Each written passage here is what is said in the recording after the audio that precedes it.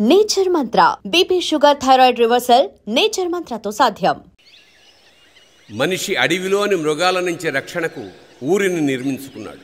ఊరిలో కూడా అన్యాయం మాటున మృగాలు వేటాడితే న్యాయం కోసం తిరిగి అడవి బాట పట్టాడు. ఆ అడవిదారిలో వేసిన ప్రతి అడుగు నెత్తుటి మడుగై ఒక్కొక్క ఊరిని పోరాటాల పురిటిగడ్డగా మార్చింది. అలాంటి ఒక ఊరే శ్రీరామగిరి. ఈ కథ ప్రారంభమైంది అక్కడే.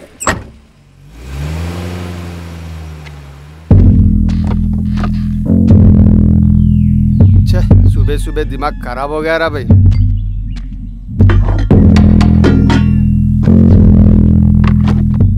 ఒకటి తమ్ముడు ఏందన్నా పొద్దున్నే డ్యూటీ ఎక్కినావు?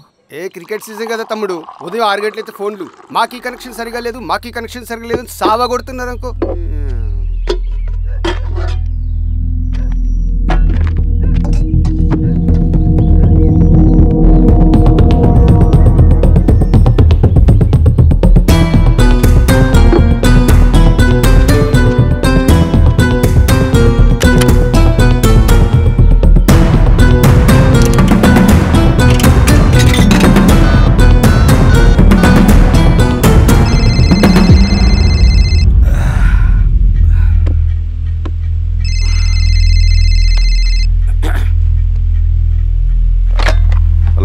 Penupaka police station. తాగి ఊళ్ళోకి వచ్చాడు సార్. నిజమా? అవును సార్, నా పక్కనే ఉన్నాడు సార్. సరే అరే మాణిక్యం తమ్ముడు. బాబాయ్ బాగున్నావా? బాగున్నా. పెద్దోడు బాగున్నాడా? బాగున్నాడు. అవును బాబాయ్, మన ఊర్లో రైతు కూలీ సమస్య తీరిందా? లేదయ్యా. ఈ సమస్యను మనం త్వరగా తేల్చాలి బాబాయ్. ఏదో ఒకటి త్వరగా తేల్చండి అయ్యా. వస్తాను బాబాయ్, జాగ్రత్త. బాబు.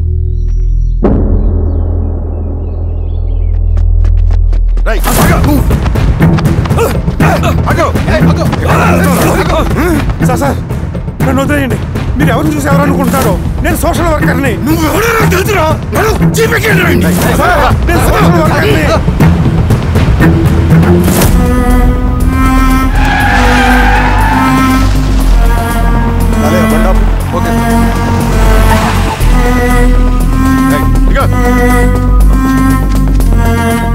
ఏంటి సార్ అడిగిలో ఆపారు? ఏం వీరస్వామి సార్, పోలీస్ స్టేషన్ లోనే ఎంక్వైరీ చేయాలని మన రూల్ ఉందా? అర్థమైంది సార్. రేయ్ తాడ్పట్రా. సరే సార్. పదా.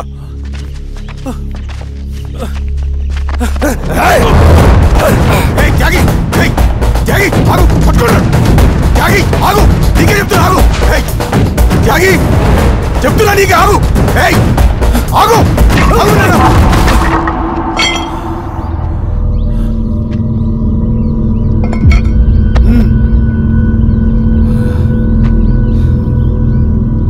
త్యాగి కత్తింది పడి చెప్తున్నా కదా. జీవితం ఉద్యమం కోసం, నా ఊపిరి సింగన్నకు అంకితం. లాల్ సలాం, విప్లవం వర్ధిల్లా.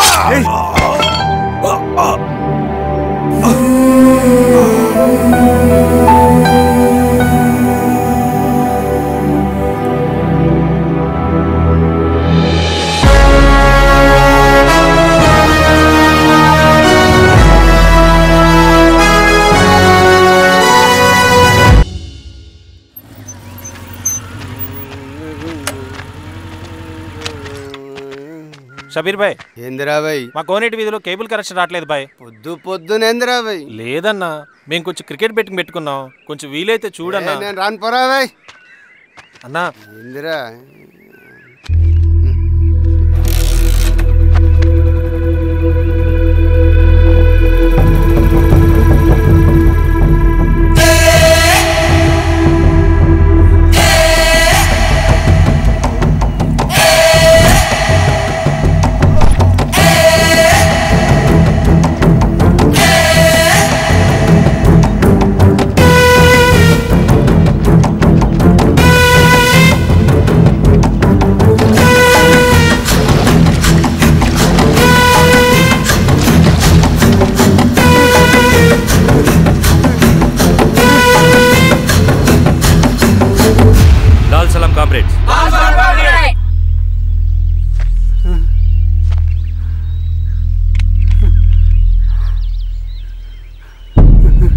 ₹1,00,000 సంపాదించడానికి ఎన్ని రోజులు పడుతుంది?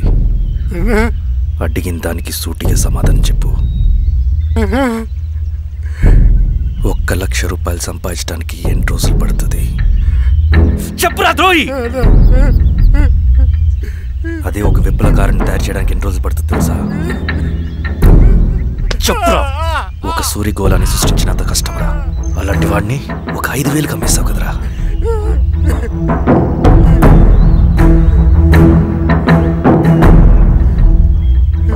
వీడు చేసిన తప్పుకి ఏంటి దండన?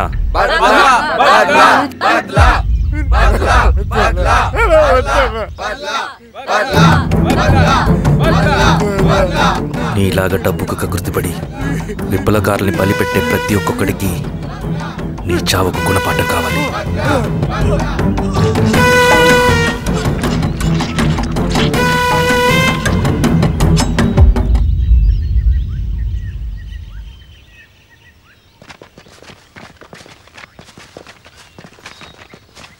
త్యాగి స్థానంలో మరొక వ్యక్తిని రిక్రూట్ చేయమని సెంట్రల్ కమిటీ నుంచి మెసేజ్ వచ్చింది.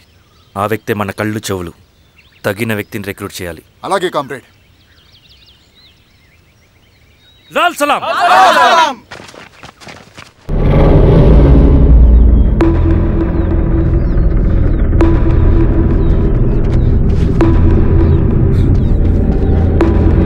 సార్ సార్ సార్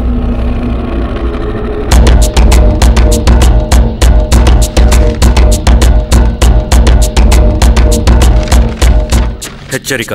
డబ్బులు కమ్ముడిపోయే ఊరుకుక్కలతో విప్లవోద్యమాన్ని ఆపలేరు. ఆపాలని ప్రయత్నించే ప్రతి ఒక్కరికి ప్రజాకోర్టులో ఇదే గతి పడుతుంది. ఇట్లు సింగన్న దళం.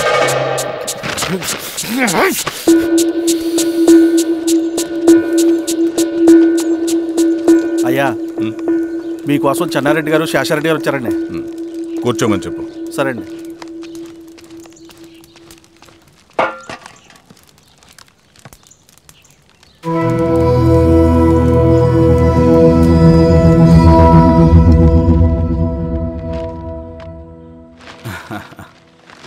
కూర్చోండి బాబాయ్. ఏంటి బాబాయ్ పొద్దున ఎలా వచ్చారు? అదే ఈశ్వర, రైతు కూలీల విషయం. అవును బాబాయ్, ఈ విషయం పెద్దది కాకుండానే ఇక్కడే తుంచేయాలి. ఊళ్ళో అందరి సమస్య అదే ఈశ్వర. వాళ్ళు సరిగ్గా సమయం చూసి కూలీ రేట్లు పెంచమంటున్నారు. ఒక 5-10 అయితే మనకు పెద్దగా బాధ ఉండేది కాదు. ఏకంగా 50 రూపాయలు పెంచమంటున్నారు. ఇక మనకు మిగిలేదేంటన్నా?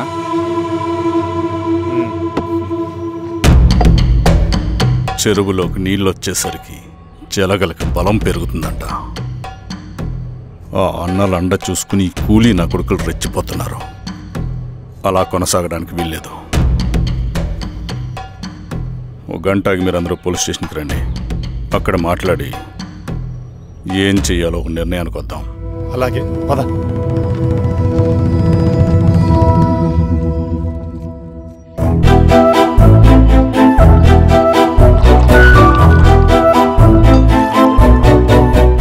బాబు సార్, స్టేషన్కి ఓ 10 టీలు త్వరగా పంపించు. Okay sir. Okay sir.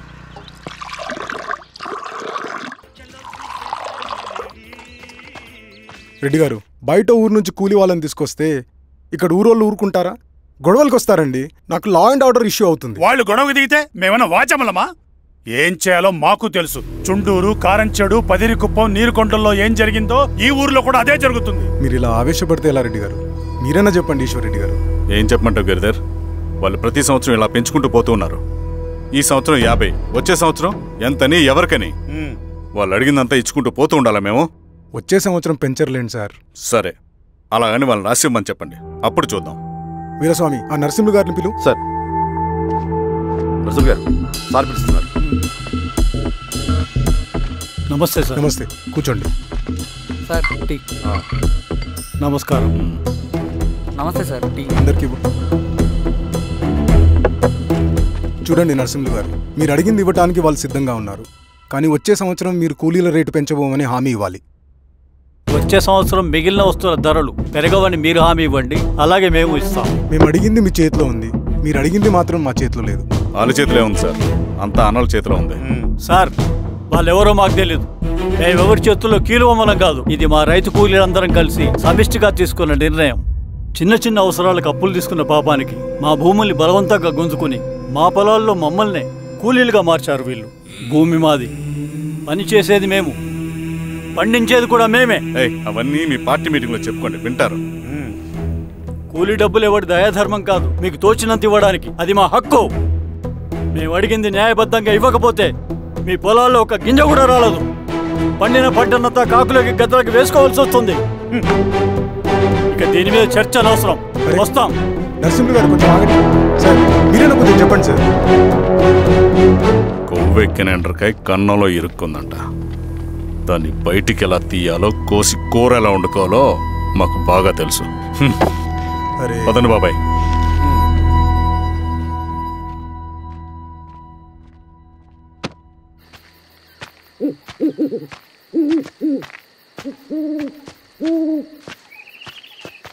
Lal సలాం కామ్రేడ్. లాల్ సలాం. ఇంత పొద్దున లేచారంటన్నా? విప్లవకారుల జీవితాలు ఇంతే కదా రవి. 15 ఏళ్ళుగా ఇదే జీవితమే కదా బతుకుతున్నాను. ఎటువైపు నుంచి ఎవడొచ్చి అటాక్ చేస్తాడో తెలీదు. పరిగెడుతూనే ఉండాలి. ఈ అడవిలో కడుపు నిండా తిండి, కంటి నిండా నిద్ర కూడా ఉండదు. ఒక్కొక్కసారి తాగడానికి చుక్క నీరు కూడా దొరకదు. 2 పుస్తకాలు, ఒక కిట్ బ్యాగ్, అందులో 2 జతలు, ఒకటి ఒంటి మీద, ఇంకోటి దండం మీద. ఇవే మనకున్న ఆస్తి. ఒక్కొక్కసారి ఇవి కూడా ఉండవు. బార్డర్లో సైనికుడు లాంటి వాడే, అడవిలో విప్లవకారుడు కూడా. ఇదంతా జనం కోసం, వాళ్ళ బతుకుల్లో వెలుగు కోసం. సరే, ఏం సమాచారం? కూలీ రేట్లు పెంచే విషయంలో భూస్వాములు చాలా పట్టుదలగా ఉన్నారన్న. కానీ మన నరసింహులు అన్న ఒప్పుకోలేదు. మీటింగ్ అయ్యాక వెళ్తూ కోపంగా ఏదో మాట్లాడారన్న. నాకెందుకు అనుమానంగా ఉంది. కీడి తలపడితే ఎక్కువ నష్టం వాళ్ళకే రవి. కానీ మధ్యలో రైతు కూలీల పరిస్థితి ఏమైపోతుందని ఆందోళనగా ఉందన్న. చదరంగంలో నిలబడ్డాక చావుకి వెరవకూడదు రవి. ఇన్నాళ్ళు వాళ్ళు ఇచ్చిన పావలాకి 10 పైసలకి కూలి చేశారు. వాళ్ళ జీవితాలు బాగుపడాలంటే మనమెత్తిన పిడికిని దించకూడదు. సరే అన్న. స్వామి, ఎలా ఉన్నారు ఊళ్ళో అందరూ? అందరూ బాగున్నారమ్మా. కోతలు కొయ్యలేదేంటి? ఊళ్ళో కూలి రేట్ల కోసం గొడవ నడుస్తూనే ఉందమ్మా. అడిగినంత ఇవ్వాల్సిందేనని కూలీలు, నచ్చినంత ఇస్తామని రైతులు. ఎవరు రేటు తేగట్లేదమ్మా. ఈ ఇష్యూలో అన్నలు ఇన్వాల్వ్ అయ్యారా? వాళ్ళు వెనక లేకుంటే ఈ కూలి చేసుకునే వాళ్ళకి ఎక్కడి నుంచి వచ్చినాయి అమ్మా ఇన్ని గుండ్లు? ఇచ్చింది పుచ్చుకుంటమే తప్ప ఏనాడన్నా ఇంత కావాలని అడిగారా వీళ్ళు? పోనీలే, ఇన్నాళ్ళకైనా వాళ్ళకేం కావాలో నోరు తెరిచి అడగగలుగుతున్నారు. సంతోషమేగా.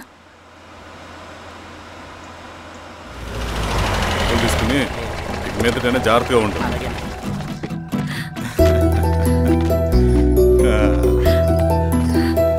బాగున్నావమ్మా? బాగున్నానన్నయ్య, నువ్వెలా ఉన్నావు? బాగున్నాను. రా లోపలికి వెళ్దాం. రా కూర్చో. సో ప్రయాణం అంతా బాగానే జరిగింది కదా? నీ ఫేవరెట్ నెత్తిపూరి. రా వడ్డిస్తారా? ప్లేట్ తిప్పు. నాకొద్దన్నయ్య, నాకు మంచి కాఫీ తాగాలని ఉంది. అమ్మో, నీకు నచ్చినట్టు కాఫీ చేయాలంటే ఆ దేవుడి దిగి రావాలి తల్లి. ఏంటో అన్నయ్య, మంచి కాఫీ తాగకపోతే ఇక ఆ రోజంతా అదోలా ఉంటుంది నాకు. రేయ్ సామే, అర్థమైంది. శిరీష్ అమ్మకి మంచి కాఫీ కావాలి, అంతేగా నేను వెళ్ళి పట్టుకొచ్చేస్తా. ఎక్కడికి స్వామి? మన ఊళ్ళో మెగాస్టార్ హోటల్ ఉందమ్మా, అందులో కాఫీ చాలా బాగుంటుంది. నేను వెళ్ళి పట్టుకొచ్చేస్తా.